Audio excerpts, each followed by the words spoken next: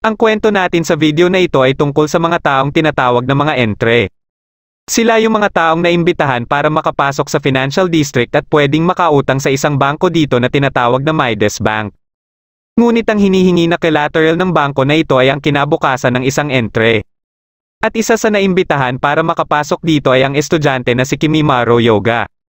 Nagsimula ang kwento ng sinusubukan ng isang lalaki na si Naoya na mag-withdraw ng pera. Ngunit lahat ng ATM card na ginamit niya ay pare-parehong walang laman. Dito na siya nagpasya na gamitin ang card na mula sa Midas Bank. Matapos niyang ilagay ang PIN code ay tinanong siya nito kung gusto ba umano niyang makipag-deal. Nang sinagot niya ito ng oo ay tinanong naman siya kung gusto niyang pumili ng kalaban na sinagot din niya ng oo. Pagkalabas niya ay ginamit niya ang card para makasakay sa isang espesyal na sasakyan papunta sa Far East Financial District kung saan gaganapin ang laban. Pagkadating niya dito ay makakalaban pala niya ang veterano at isa sa pinakamalakas na entre na si Soichiro. Inilabas nila pareho ang kanilang mga asset o ang mga makakatulong nila sa labanan. Pagkaatake ng asset ni Naoya ay walang kahirap-hirap lang itong sinangga ni Kakazuzu. Kaya gumamit si Naoya ng direct attack ngunit sinangga lang din ito. Pinayuhan siya ni Soichiro na magsugal na lang umano pero mas gusto ni Naoya na makipagdeal dahil kailangan niya na ng pera. Ilang sandali lang ay nagulat na lang siya na nasa harapan niya na pala si Soichiro at natalo na din ni Kakazuzu ang asset niya. Dahil dito ay hindi niya na napigilan ang ginawang atake ni Soichiro at na-bankrupt siya kaagad. Sa isang eskwelahan na tinatawag na Heisei University of Economics ay dito nag-aaral si Kimimaro. Habang nasa klase sila ay napansin ng kaklase niyang babae na si Hanabi na nagsisimula na siyang mag-aral para sa civil servant exam. Kaya pagsapit ng tanghali ay tinanong siya nito bakit pinag-aaralan niya na ito kahit hindi pa naman umano sila nagsisimula sa core curriculum nila. Ilang sandali lang ay dumating dito ang dalawa nilang kaklase para imbitahan siya sa inuman kinabukasan na kaagad naman niyang tinanggihan. Dahil sa pagkamatay ng kanyang ina at bigla ang pagkawala ng kanyang ama ay mag-isa niyang tinataguyod ang kanyang pag-aaral. Kaya katatapos ng klase ay nagtatrabaho siya sa dalawang convenience store para sa pang-araw-araw niyang gastusin at mga bayarin sa eskwelahan. Ito ang dahilan bakit gusto niyang makapagtrabaho sa public sector at naniniwala siya na sa lagay ng kanilang ekonomiya ay hindi na maganda pa kung sa pribadong kumpanya siya magtrabaho katapos niyang mag-aral. Pagkalipat niya sa kabilang convenience store ay binisita siya ni Hanabi para ibigay ang notebook na dapat niyang pag-aralan para sa test na gaganapin kinabukasan na nakalimutan niya. Bilang pasasalamat ay balak niya sanang ilibre si Hanabi ngunit hinihintay na pala ito ng nobyo nito. Pagka-uwi niya ay kaagad niyang pinag-aralan ang ibinigay na notebook ni Hanabi. Makalipas ang ilang oras ay nakatulog siya hanggang sa magising siya nang marinig ang kumakatok. Pagkabukas niya ng pinto ay nakita niya ang isang lalaki na nagpakilalang si Masakaki at mula umano siya sa Midas Bank. Gusto sana nito na makausap siya paano mag-manage ng kanyang pera ngunit pinagsarahan niya ito kaagad ng pinto. Nagulat na lang siya nang makita na nasa loob na ito ng kanyang bahay kaya pinalabas niya ito ulit. Nang babalik na siya sa kanyang mesa para mag-aral muli ay bigla na lang nagbago ang buong paligid at nakita niya muli dito si Masakaki. Ayon kay Masakaki ay nasa loob siya ng lugar kung saan hindi ito apektado ng oras kaya pwede siyang mag-aral dito na hindi niya nagagamit ang oras niya sa realidad. Kaagad naman siyang nagpatuloy sa pag-aaral habang ipinapaliwanag ni Masakaki ang totoong pakay nito sa kanya. Tungkol ito sa pagkakapili sa kanya para maging entrepreneur kung saan pwede siyang makahiram ng pera at gamitin ito sa financial district. Pero ang magiging collateral naman nito ay ang kanyang kinabukasan.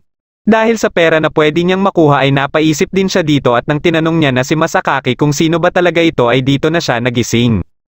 Lumabas siya ng bahay para tingnan ang kanyang account at nagulat siya na may nadagdag dito na 500,000. Kinabukasan habang nasa eskwelahan na siya ay nagulat ang kanyang mga kaklase nang sabihin niya na pag-iisipan niya kung makakasama siya sa inuman. Kaya kinagabihan nang sinubukan niyang mag-withdraw ng 10,000 para sana sa inuman nila ay dito na siya nakarinig ng boses ni Masakaki at nakita niya din ang logo ng Midas. Patuloy siya nitong inaakit sa mga pwede niyang gawin gamit ang pera at nagpakita muli ito sa kanya. Hanggang sa mas ali na sa usapan ang kanyang ama na ikinagalit niya kaya sinubukan niya itong suntukin ngunit bigla itong nawala. Dito na siya pinakitaan ng card ng invitation para sa financial district at ilang sandali lang ay may nakita siyang isang babae. Katapos ay nagulat na lang siya na nasa sasakyan na siya kasama si Masakaki. Dinala siya nito sa sentro ng financial district o sa Midas Bank Plaza.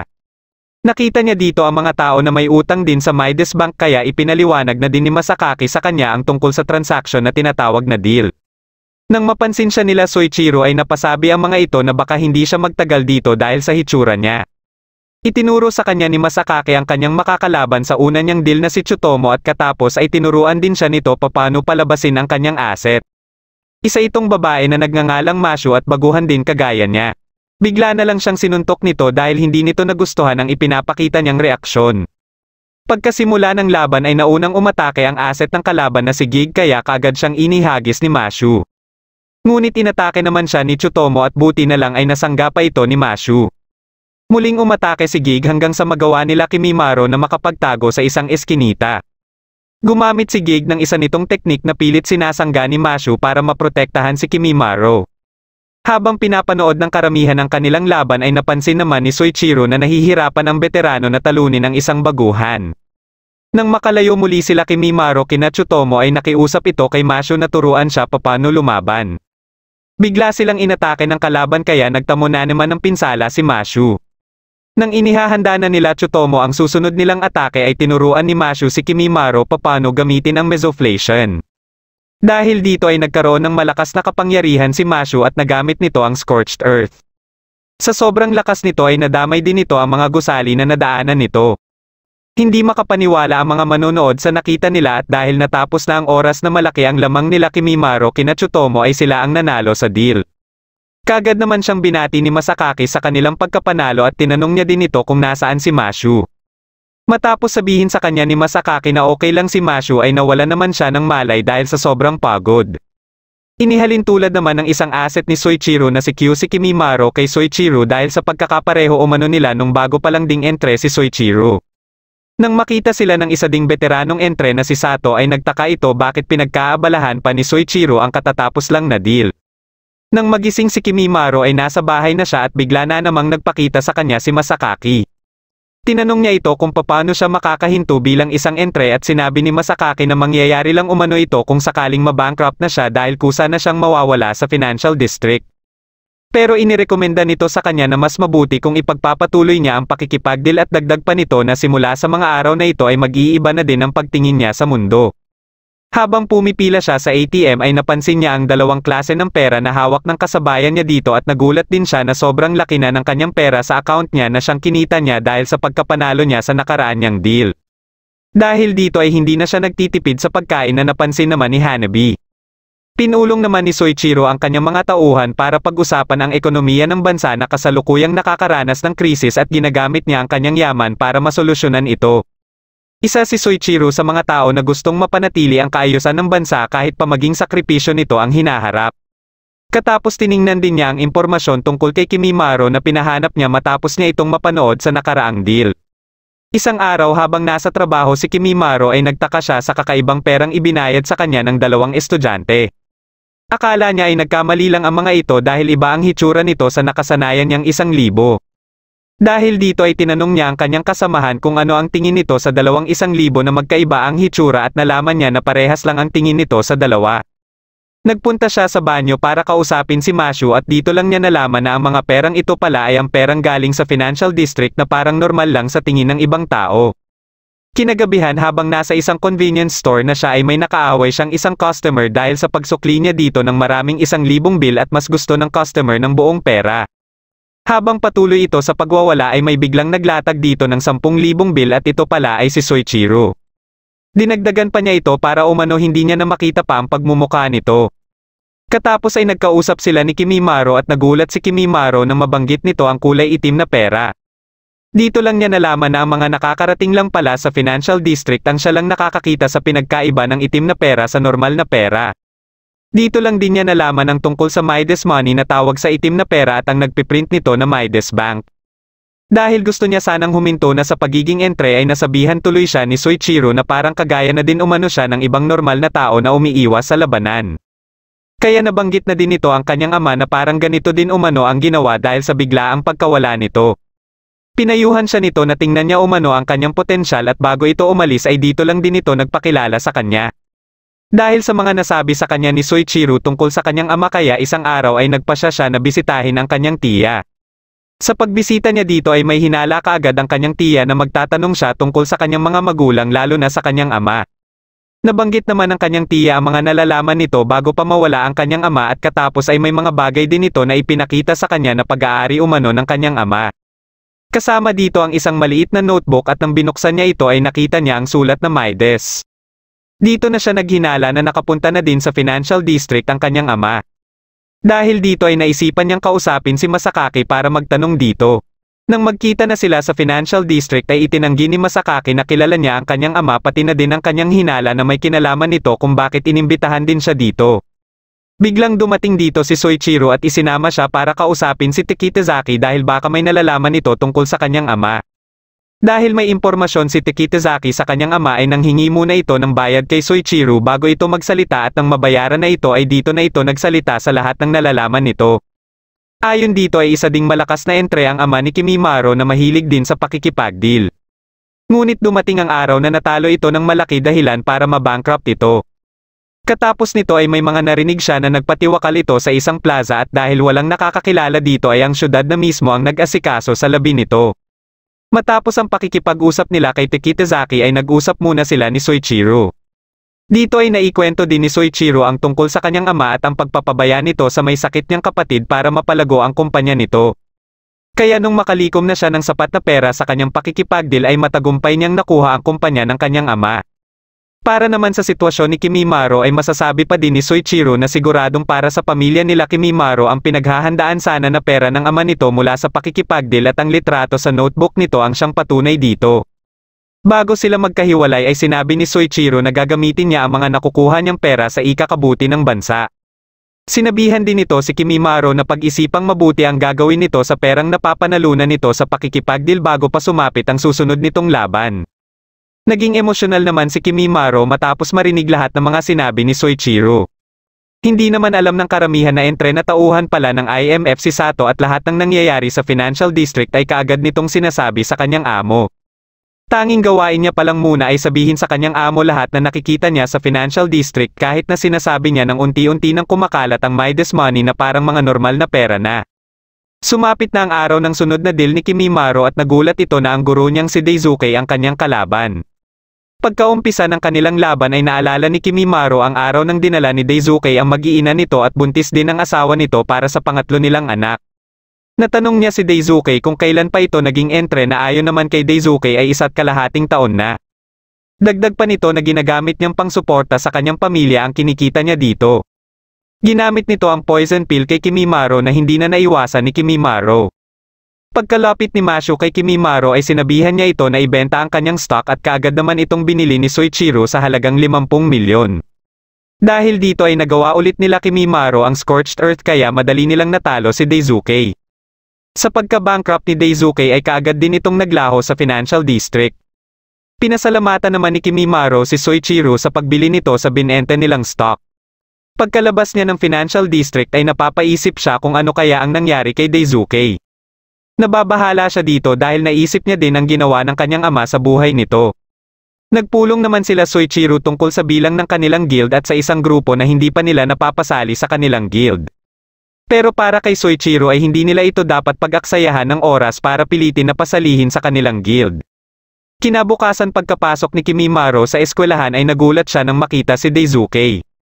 Dahil parang wala siyang makitang kakaiba sa kanyang guro ay kinausap niya ito pagsapit ng tanghali. Humingi siya ng tawad dito kaya inimbitahan siya nito na sumama sa bahay nito katapos ng klase. Pagkadating nila sa bahay nila Daisuke ay dumiretso sila sa taas matapos ipakilala ni Daisuke si Kimimaro sa asawa nito. Dito ay sinabi lahat ni Daisuke ang mga dahilan niya bakit pumayag siya na maging entre sa financial district. Ito ay dahil sa kulang ang kinikita niya sa pagiging guro para suportahan ang kanyang pamilya. Katapos ng mga sinabi ni Daisuke ay nabanggit din ni Kimimaro ang tungkol sa kanyang ama na parang naiintindihan din ni Daisuke ang nararamdaman nito. Ilang sandali lang ay biglang pumasok dito ang asawa ni Daisuke para dalhan sila ng tsaa. Dito lang napansin ni Kimimaro ang tiyan nito kaya natanong niya ito kung nanganak na ba ito. Pinagtawanan lang siya nito dahil pareho umano sila ng sinasabi ni Daisuke. Dagdag pa nito na umuwing lasing si Daisuke nung isang gabi at hinahanap ang kanilang mga anak na wala naman umano silang mga anak. Habang si Daisuke ay sinasakyan lang ang mga ikinikwento ng kanyang asawa kay Kimimaro. Makalipas ang ilang minuto at nang inihahatid na ni Daisuke si Kimimaro ay dito lang nalaman ni Kimimaro na ang mga anak pala ni Daisuke ang nagsilbing collateral nito nung mabankrupt ito sa financial district. Kahit mga bakas ng kanyang mga anak ay nawala ding lahat kaya alaala na lang lahat ang meron siya. Napapaisip din siya kung ano kaya ang nawala sa ama ni Kimimaro sabay sinabi din ito na maswerte pa din umano si Kimimaro na hindi ito ang naging collateral ng mabankrupt ito. Nabanggit din ni Daisuke na mas mabuti siguro kung sumali na lang siya sa Mokodori Guild at dito na din nalaman ni Kimimaro ang tungkol sa guild na ito na siyang pinamumunuan ni Soichiro. Kahit hindi nakalakihan ang kikitain mo sa mga panalo ay hindi ka naman basta-basta mababankrupt sakaling matalo ka. Nang makarating na sila sa estasyon ay nilinaw ni Daisuke na hindi niya sinisisi si Kimimaro sa mga nangyari sa buhay niya at tanging mahihiling lang niya kay Kimimaro ay hindi ito magpatalo dahil ito lang umano ang tanging pwede niyang masabihan tungkol sa mga anak niya. Isang araw ay nilabanan ni Soichiro ang isa sa pinakamalakas na entre na si Kakuchi kaya madami ang pumunta dito para panoorin ito at nandito din si Kimimaro. Isa din sana si Kakuchi sa gustong pasalihin ni Soichiro sa guild ngunit hindi ito pumayag. Pagkaumpisa ng laban ay naging agresibo kaagad sila Kakuchi at ang asset nitong si Hearst habang sila Soichiro naman ay dumadepensa lang. Ilang sandali lang ay nagbenta ng stock si Kakuchi at binili naman ito ng binuong sindikato nito dahilan para umabot sa mahigit 36 na bilyon ang balanse nito na doble kay Soichiro na nasa 15 bilyon lang. Nagawa ni Soichiro na mapuruhan si Kakuchi ngunit nagantihan din siya kaagad nito. Dito na inilabas ni Soichiro ang isa niyang asset at pinunterya ang main body ni Hearst. Gamit naman ang kapangyarihan ni Q ay matagumpay niya nang natalo si Kakuchi. Katapos ay nilapitan nito si Kimimaro at dito lang nalaman ni Kimimaro na hindi pa pala bankrupt si Kakuchi dahil alam ni Soichiro na malaki ang magiging epekto nito sa bansa kung gawin niya ito dahil isa ito sa pinakamayamang tao sa realidad. Kahit na namangha si Kimimaro sa lakas na ipinakita ni Soichiro ay parang hindi niya pa din gusto na matulad dito. Pero sinabi din niya na susubukan din niya ang ginagawa nito dahil ayaw niya ding maging dahilan para maghirap ang mga taong nakapaligid sa kanya. Sumama siya sa base ng Mokodori Guild at ipinakita ni Soichiro sa kanya kung paano nila tinatalo ang mga nakakalaban nila. Para mabawasan ang epekto nito sa realidad ay sinusubukan nilang manalo sa kaunting kalamangan lang. At para magawa ito ay kinukuha nila ang mga impormasyon ng kanilang kakalabanin. Maliban dito ay marami pang nalaman si Kimimaro sa mga ginagawa ng guild na may kinalaman sa ekonomiya ng bansa. Sinubukan naman nila Kimimaro na gayahin ang ginagawa nila Soichiro sa sumunod nilang laban. Pagkaumpisa ng laban ay nagawa ng teknik ng asset ng kalaban na si Barbarossa na makulong si Mashu. Sinusubukan nila pareho na butasan ang pinagkulungan ni Mashu ngunit nahihirapan sila dito. Sinamantala naman ito ng kalaban at inatake si Kimimaro ng direct attack. Nang nilalapitan na si Kimimaro ni Barbarossa ay matagumpay na nakawala si Mashu sa pagkakakulong nito. Mabilis nitong sinangga ang atake ni Barbarossa kay Kimimaro at inatake naman ito ni Kimimaro ng direct attack. Katapos ay pinunterya naman ni Mashu ang kalaban na nagawa pa nitong masangga. Inatasan ni Kimimaro si Mashu na protektahan siya mula kay Barbarossa at sinugod niya ang kalaban. Matagumpay niya itong natalo sa maliit na lamang lang at nang hinihintay na lang niya na matapos ang oras ay sinubukan pa ni Mashu na umatake kaya mabilis itong pinigilan ni Kimimaro. Dahil dito ay napuruhan patuloy si Mashu ni Barbarossa dahilan para matalo pa sila. Matapos makolekta nila Soichiro ang bayad ng mga miyembro nila ay dinala niya ito sa isa sa deputy governor para pigilan ang pagpuputol muli ng national budget para sa susunod na taon. Maliban dito ay nangako din siya na susuportahan ang gobyerno sa problema nito sa ekonomiya ng bansa. Pagka-uwi ni Kimimaro ay tiningnan niya muna ang kanyang tinitirahan at dahil wala namang nangyari dito ay tinawagan niya kaagad ang kanyang tiya para kumustahin ito.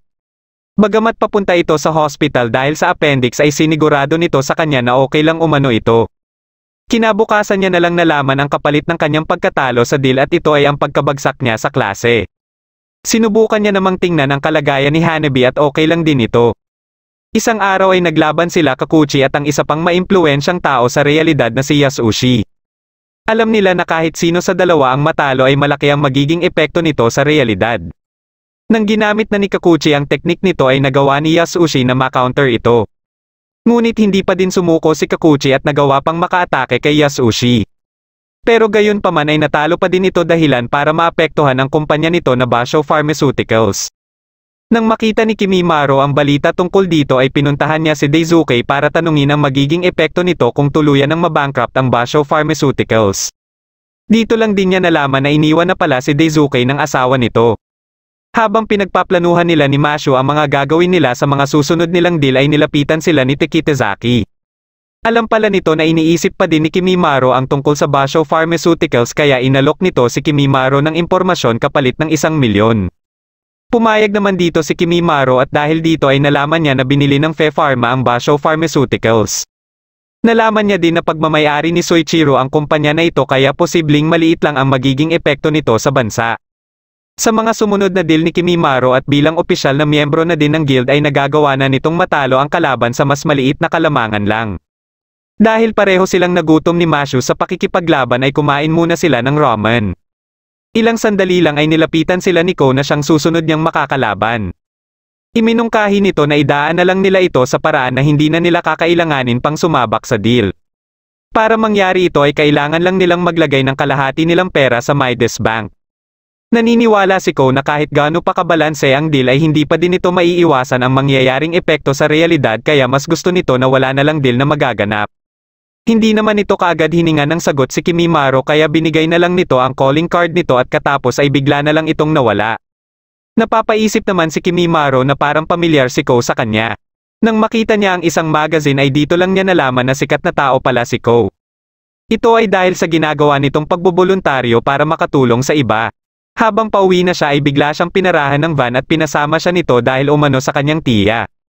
Kagad naman siyang sumakay at dito lang niya nalaman na nautulang siya ng driver nito na si Sato pala. Sinabi nito sa kanya ang pag-iimbestiga nito sa Financial District at dahil nakikita nito na interesado sa kanya si Soichiro ay inalok siya nito na makipagtulungan na buwagin ang Far East Financial District. Para magawa ito ay kailangan umano muna nilang mabuwag ang Mukudori Guild. Ngunit dahil sa paniniwala ni Kimimaro na nasa tama lang ang ginagawa nila Soichiro kaya sinabi na din ni Sato ang siguradong pagkasira ng hinaharap kung hayaan lang nila ang ginagawa nila Soichiro. Hindi naman nakapagbigay ng sagot dito si Kimimaro pero gusto pa din ni Sato na hintayin ang sagot niya. Dahil sa dami na ng iniisip ni Kimimaro ay nabanggit din nito ang susunod niyang makakalaban. Alam din pala ni Sato na si Ko ang susunod niyang makakalaban kaya naikwento na din nito ang tungkol kay Ko at ang mga paniniwala din nito na hindi umaayon sa gustong mangyari ng Mukudori Guild. Ilang sandali lang ay napansin ni Sato na may sumusunod sa kanila kaya binilisan niya ang takbo at nang makarating sila sa parking area ay ginamit niya ang Midas card para makatakas sila sa mga sumusunod sa kanila. Bago sila magkahiwalay ay iminungkahi ni Sato kay Kimimaro na puntahan si Ko para tanungin ito. Kaya kinabukasan ay pinuntahan niya ito sa opisina nito. Dito ay nabanggit lahat ni Ko ang mga naobserbahan niya sa ginagawa ng Mukudori Guild na nakikita niyang posibleng magdudulot ng hindi maganda sa hinaharap. Katapos ay isinama niya si Kimimaro sa isang silid kung saan nakalagay ang mga ginuhit na larawan ng mga bata na natulungan nila bilang pasasalamat sa ginawa nila. Ilan sa mga bata ay ginuhit ang kanilang mga pangarap sa kanilang buhay. Dito na din nabanggit ni Ko ang isang beses na pagkatalo niya at ang naging kapalit nito ay ang pagbabago ng ibang larawan na nandito kung saan nawala na ang kinabukasan ng ibang bata. Isang araw bago ang deal nilang dalawa ay pumunta si Kimimaro sa Financial District para kausapin si Soichiro. Napag-usapan din nila si Ko at dito lang nalaman ni Kimimaro na inalok din pala nito si Soichiro ng katulad ng inalok nito sa kanya at dahil tumanggi si Soichiro ay ito ang nagbigay na kaysa isang talo ni Ko. Alam ni Soichiro kung ano ang mga sinabi ni Ko kay Kimimaro dahil ito din umano ang mga sinabi nito sa kanya pero hindi siya sang-ayon sa paniniwala nito. Dahil dito ay mas nalito patuloy si Kimimaro sa dapat nitong gawin para sa deal nila bukas ni Ko. Kinabukasan ay nagpasya pa din ito na labanan si Ko sa deal nila. Nang inilabas ni Ko ang asset nito ay kaagad nitong inatake sila Kimimaro at Mashu. Kahit sinubukan pa itong sanggain ni Mashu ay nag-iwan pa din ito ng malaking pinsala sa kanya. Muli sila nitong inatake dahilan para mamilipit na lang sa sakit si Mashu. Katapos ay inatake naman sila nito ng malapitan at dito na naputol ang isang braso ni Mashu. Ngunit hindi pa din sumuko si Kimimaro at gamit ang natitirang lakas nila ay nagawa nito na makagamit ng Mesoflation ng 2 beses na magkasunod dahilan para matalo nila si Ko. Kinabukasan ay binisita niya si Ko at naabutan niya ito na naglilipat na ng mga gamit kasama ang ibang staff nito. Kahit na natalo ito kay Kimimaro ay naging maganda pa din ang kanilang pag-uusap at naniniwala din ito sa magagawa ni Kimimaro. Napag-alaman naman nila Soichiro ang kasalukuyang nangyayari sa Southeast Asian Financial District. Sa tinatakbo ng stock dito ay may kutob sila na nalalapit na ang pag-collapse nito. Ang mas nakakabahala pa kung mangyari ito ay bigla na lang ding maglalaho ang ibang bansa na sakop nito. Isa sa halimbawa dito ay ang pag-collapse ng South American Financial District kung saan naglaho na lang bigla ang isang bansa dito. Habang nasa Shibuya si Sato ay napansin na din nito ang malaking pinagbago dito na epekto ng mga nasakripisyong hinaharap dahil sa mga deal sa Financial District. Nakausap niya dito si Tekitizaki at may binili siyang impormasyon dito. Nalaman niya din dito na may isa umanong miyembro ng Mukudori Guild na may balak ng tumiwalag sa guild. Handa naman siyang magbayad kahit triple pa kung may haharap umano ito sa kanya. Katapos ay nabanggit din ni Tekitizaki ang tungkol sa asset ni Kimimaro na parang pamilyar. Hindi naman interesado na dito si Sato at sinabihan lang si Tekitizaki na si Kimimaro ang kausapin tungkol dito.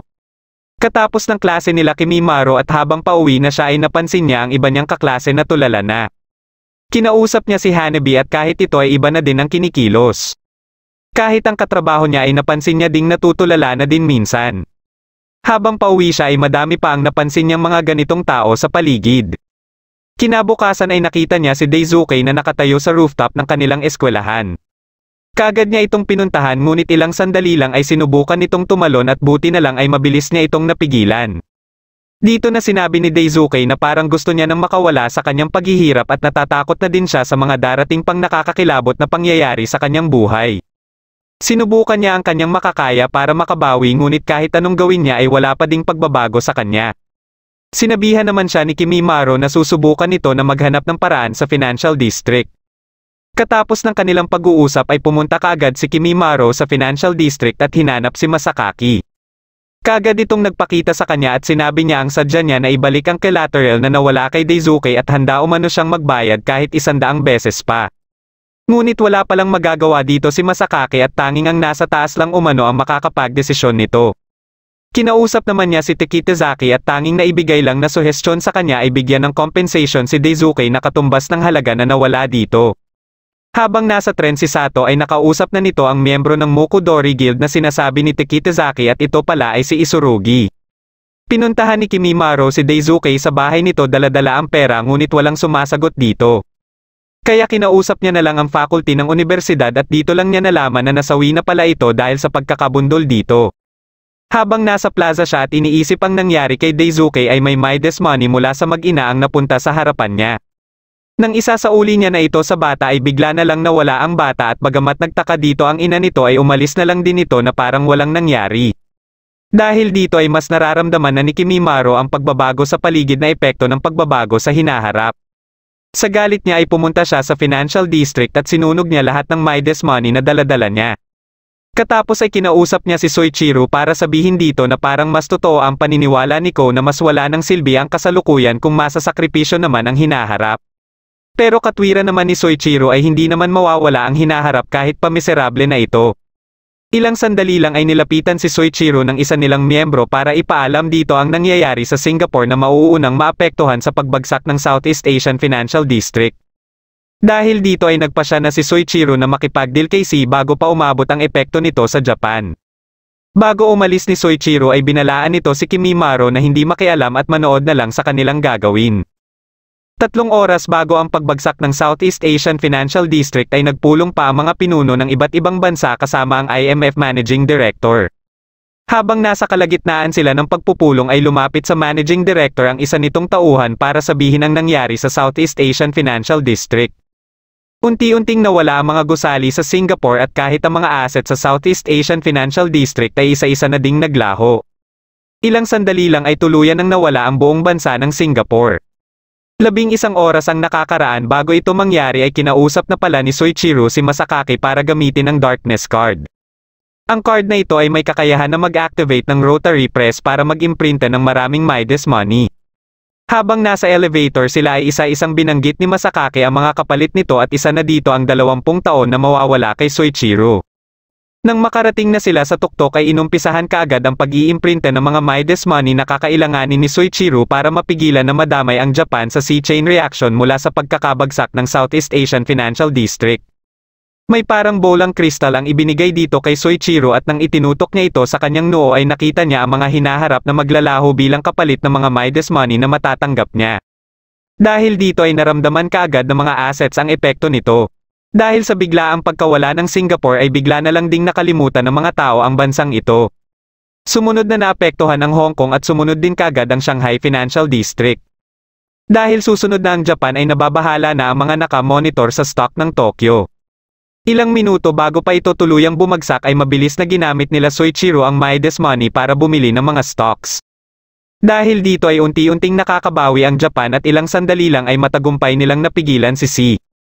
Ngunit ilang oras lang ang makalipas ay naapektuhan na nito ang bansa na ayon kay Sato ay posibleng katumbas ng mahigit 10 taon habang kinakausap nito si Kimimaro. Nabanggit na din nito kay Kimimaro ang sinabi ni Takitazaki sa napansin nito tungkol kay Mashu. Dahil dito ay kaagad na kinausap ni Kimimaro si Takitazaki at nakita niya ang litrato ng kanyang ama na may kasamang asset na kamukha ni Mashu. Ayon kay Takitazaki ay nagngangalang itong si Mua na isa ding malakas na asset kagaya kay Mashu. Dahil sa litrato na ito ay masasabi ni Sato na si Mashu ang naging simbolo sa pagkakaugnay ni Kimimaro at ng kanyang ama. Dagdag pa niya na patunay lang ito na mahal talaga siya ng kanyang ama. May hinala din siya na matapos mabankrupt ng ama ni Kimimaro ay sinubukan pa nito na maiwasan ang magiging epekto nito sa kanilang pamilya at nagtangka na tumakas ng financial district. Naisip niya ito dahil nandito pa din si Kimimaro at para sa kanya ay sapat na itong pruweba na lumaban ang kanyang ama. Kinabukasan pagkapasok niya ng trabaho ay naatasan siya ni Mr. Shimada na magtapon ng basura. Habang pinagmamasdan niya ang mga bata na naglalaro sa plaza ay bigla na lang siyang nakaramdam ng kakaiba. Katapos ay nagulat na lang siya na bigla na lang nag-iba ang plaza at kahit ang iba ding lugar ay bigla na lang ding nagbago. Kaagad niyang pinuntahan si Mr. Shimada at naabutan pa niya ito na unti-unti na ding naglaho. Pinuntahan naman niya si Hanabi para tingnan ang kalagayan nito at bagamat nandito pa ito ay napansin niya kaagad na parang may problema na din ito. Kaya kinausap niya na si Sato at nagpa siya sila na bawiin ang hinaharap na nawala dahil sa ginawa ni Soichiro. Nakita naman nila Soichiro ang ginagawa ng US para mapigilan ang C-chain reaction dahilan para bumagsak ang ibang pera. Alam ni Soichiro na isang entre ng North American Financial District ang isa sa nasa likod nito. Dahil dito ay muli na namang mararamdaman ng Japan ang problema na katulad ng pagbagsak ng Southeast Asian Financial District. Kaya nagpa siya muli si Soichiro na gamitin ang Darkness card para maisalba ang kasalukuyang magiging epekto at isakripisyo na naman ang hinaharap. Nang malaman ito ni Sato ay kaagad nitong kinausap si Kimimaro. Dito na nalaman ni Kimimaro ang tungkol sa Darkness card at tanging si Soichiro lang ang meron nito sa Far East Financial District. Dahil dito ay si Soichiro lang ang tanging may kakayahan para i-activate ang Rotary Press. May naisip naman na paraan si Sato para mapigilan ito. Ayon dito ay napansin niya ang ilang oras na pagitan matapos ang pagpasok ng Midas Money sa market at sa pagkawala ng hinaharap. At ang ilang oras na ito ang gagamitin nila para makipagdeal kay Soichiro at e-bankrupt ito. Kung makuha na nila ang Darkness card ay gagamitin nila ito para ma-reverse ang Rotary Press. Sa pamamagitan nito ay maibabalik nila ang Midas Money at maisasalba ang hinaharap. Kahit na maraming pera si Soichiro ay may kahinaan pa din ito.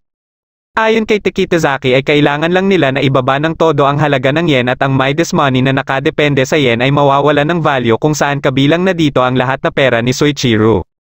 Naatasan ni Sato si Kimimaro na harapin ang ibang miyembro ng guild habang siya naman umano ang makikipagdeal kay Soichiro. Nang mailipat na ang Midas Money ay nagawa itong makuha ni Takitazaki dahil kay Isurugi ngunit alam na pala nila Soichiro ang pagtatraidor ni Isurugi. Inilipat naman kaagad ni Takitazaki ang pera sa iba't ibang account at ang iba dito ay inihulog gamit ang helicopter. Katapos ay nagpadala siya ng mga mensahe na mawawalan na ng value ang yen at kailangan na umanong papalitan ang mga ito sa dolyar. Dahil dito ay kaagad ding inihinto ng mga bangko ang pagpapapalit ng pera. Sinimulan na ni Sato na i-challenge si Soichiro sa isang deal at gayon din si Kimimaro. Dahil sa sakit na nararamdaman ni Mashu ay nagpa siya si Kimimaro na siya lang ang makikipaglaban. Kahit na sinusubukan pa ni Mashu na sumama na makipaglaban ay hindi pa din ito nabago ang desisyon ni Kimimaro.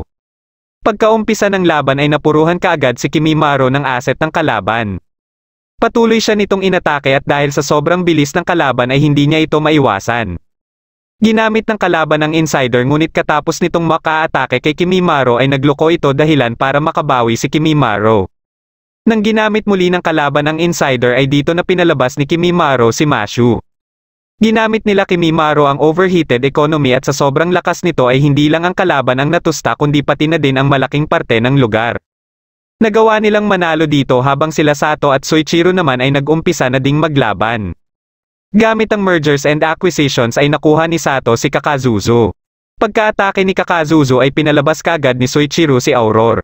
Katapos ay naglaban na din sila Sato at Soichiro at ginamit na din ni Soichiro si Q. Natalo ni Q si Kakazuzu at nakalapit ito kaagad kay Sato dahilan para mapuruhan ito ni Soichiro. Nagawa ni Sato na makausap si Kimimaro at ipinaalam dito ang kanyang kalagayan. Bago pa tuluyang maglaho si Sato ay nagawa pa nito na mailipat kay Kimimaro ang asset nito na si Georgie. Ilang sandali lang ay nagawa na din ni Kimimaro na makarating sa kinaroroonan ni Soichiro. Dumating din dito ang isang miyembro ng Mukudori Guild para ipaalam kay Soichiro ang pagkakanakaw ng pondo para sana sa kanilang defense fund sa papalapit na sea chain reaction. Dahil dito ay naisipan ni Soichiro na gamitin muli ang Darkness card sa pangatlong pagkakataon na. Ngunit kaagad itong tinutulan ni Kimimaro at sinugod nito si Soichiro. Katapos ay nilapitan siya ni Masakaki para ipaalam sa kanya na isang Darkness card na umano ang hawak niyang card na ikinagulat nila pareho ni Soichiro. Dahil dito ay may kakayahan na si Kimimaro na ma-reverse ang rotary press. Pagkabangon ni Kimimaro ay sinabihan nito kaagad si Masakaki na i-reverse ang rotary press ngunit wala namang balak si Soichiro na hayaan na lang siya na gawin ito. Para malaman kung sino ang masusunod sa kanilang dalawa ay dinaan nila ito sa deal. Pagkaumpisa nila ay naunang nakaatake si Mashu ng microflation. Gumanti naman si Soichiro at inatake nito si Kimimaro kaya tinulungan ito ni Mashu. Mabilis na nagpalit ng pwesto sila Mashu at Georgie at ginamit ni Kimimaro ang mesoflation para magamit ang kakayahan ni Georgie na maging clone ni Kimimaro. Pero hindi pa din ito naging sapat para makalamang kay Soichiro at habang inaatake ni Aurora si Georgie ay inilabas ni Soichiro si Q para atikihin din ito kaya mabilis itong pinagpalit ni Kimimaro kay Mashu. Sinabi ni Soichiro kay Kimimaro ang plano sana nito na gagawin niya umano itong successor niya dahil akala niya ay pareho sila ng paniniwala. Ginamit nito ang economic blockade at ginamit naman nila Kimimaro ang overheated economy ngunit naunahan sila ni Q. Sinamantala ito ni Soichiro at inatake si Kimimaro ngunit biglang na-disable ang atake ni Q. Kaagad na pinasugod ni Kimimaro si Mashu kay Q habang sila ni Soichiro naman ay patuloy na naglaban gamit ang direct attack nila pareho. Nagawa ni Soichiro na mapuruhan si Kimimaro at kahit si Mashu ay nahihirapan na din kay Q. Matapos mapabagsak ni Q si Mashu ay nagbago ang hitsura nito at naging kamukha na ng kapatid ni Soichiro na si Takako. Kaya nang inuutusan na ito ni Soichiro para atikihin si Kimimaro ay nagulat na lang ito sa nakita niyang anyo ni Q. Nagkaroon ng pagkakataon si Kimimaro na makasugod kay Soichiro at sinabayan naman ito ni Soichiro. Ngunit bigla na lang naglaho ang kanilang mga sandata dahil sa pagsasara ng market at naging dahilan din para ang mga Midas money sa realidad ay unti-unting maglaho. Nagawa pa ni Kimimaro na mapuruhan ng suntok si Soichiro at wala nang nagawa si Soichiro sa sea chain reaction. Ngunit dahil sa pagkawala ng halaga ng Midas money sa Japan ay hindi na ito naapektuhan ng chain reaction kaya nagulat dito ang mga nasa IMF. Tinanggap naman ni Soichiro ang pagkatalo nito at hinayaan na lang si Kimimaro sa gusto nitong gawin. Kaagad na pina-reverse ni Kimimaro ang rotary press para bilhin muli ang nawalang hinaharap. Nang maisagawa na ito ay naglaho na din si Q at matapos magpaalam ni Mashu kay Kimimaro ay naglaho din ito. Katapos ay umepekto na din ito sa buong bansa kaya nabalik na sa normal ang sigla ng paligid. Ilang sandali lang ay biglang nagising si Kimimaro sa isang lugar at may nakausap siyang isang tao na kasama sila Masakaki at iba pang kagaya nito. Kasabay ng pagkawala nila ay ang tuluyang paglaho na din ng Far East Financial District. Nagising muli siya sa isang plaza kung saan makikita ang pagbabalik ng sigla ng kapaligiran. Habang naglalakad-lakad ay napansin niya na puro dolyar na ang presyo na nakalagay sa mga tindahan. Pagkabalik niya sa plaza ay dito niya na nakita si Hanabi kasama ang maraming bata. Isa na pala itong guro at kahit gusto niya na tawagin ito ay hinayaan niya na lang muna ito. Dito na nagtatapos ang huling episode ng Control the Money and Soul of Possibility. Kung nagustuhan mo ang ating kwento ay huwag kakalimutan mag-like at mag-subscribe na din para malalaman mo kaagad kung may bago akong video. Maraming salamat sa panonood at shoutout na din kina